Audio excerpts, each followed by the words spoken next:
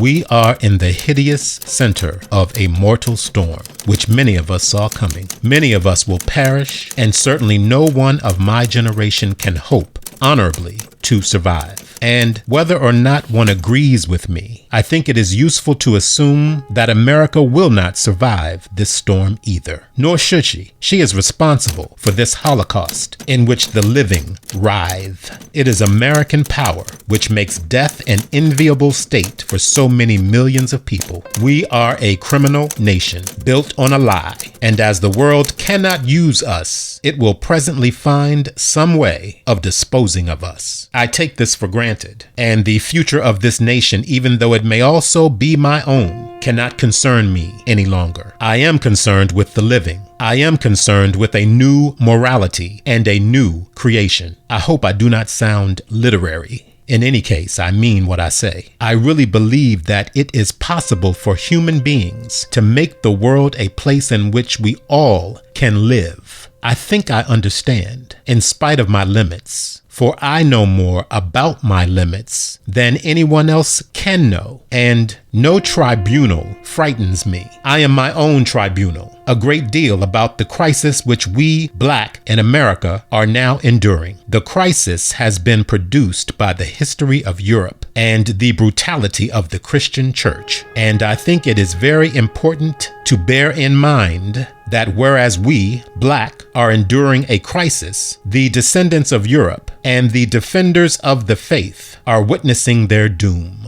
Indeed, they are graceless, but they are human. This is hard to remember. I know how hard it is, but if one does not remember it, the battle is for nothing. I think I know how white America operates to destroy the black integrity, and not by accident, but deliberately. You will observe, I hope, that in doing this, it has also destroyed its own integrity. I hope you will understand me, and I hope you will believe me when I say that I would rather die than see the black American become as hideously empty as the majority of white men have become. I would like us to do something unprecedented, to create ourselves without finding it necessary to create an enemy. But since we are surrounded by enemies, I think I should spell that out. A black high school dropout in Watts, for example, has every reason to hate the police, the lawyers, the judges, the priests, the teachers, the bosses, the landlords, the mayor, the governor, and Ronald Reagan. I do not shrink from asserting that the human value of these people can only exist in the sight of God. And happily, I'm not God, who is also, in any case, and not a moment too soon, about to go out of business. But he has no right to hate the governor's child, and no one has a right to teach him to hate. I think that we human beings must try to change each other. I am perfectly aware that nothing will ever change Governor Wallace or Senator Eastland, but it is the system which created these people and gave them their power, which must be isolated, anatomized, attacked, and destroyed. And I think we must be very clear-headed about this, for no people have ever been in a revolutionary situation so bizarre. It is a revolution which has all the aspects of a civil war, but at the same time, it is happening all over the globe, and America is fighting it all over the globe, using, by no means incidentally, vast numbers of its surplus and despised population. Hopefully, for example, if enough Vietnamese and black Americans are blown into eternity, the world will be made safe for business. There is a very good reason, after all, why the government, which could so severely compromise the Cuban economy, can do nothing whatever to intimidate the South African economy. A revolution in South Africa would have a terrible effect on Wall Street and on the Bank of the Holy Ghost, which latter institution stands, as you know, in Rome. A monument to what is probably the most extensive, successful, murderous, and blasphemous enterprise in the history of mankind. If the Bank of the Holy Ghost should fail, the heathen could no longer be saved. And you remember, I hope,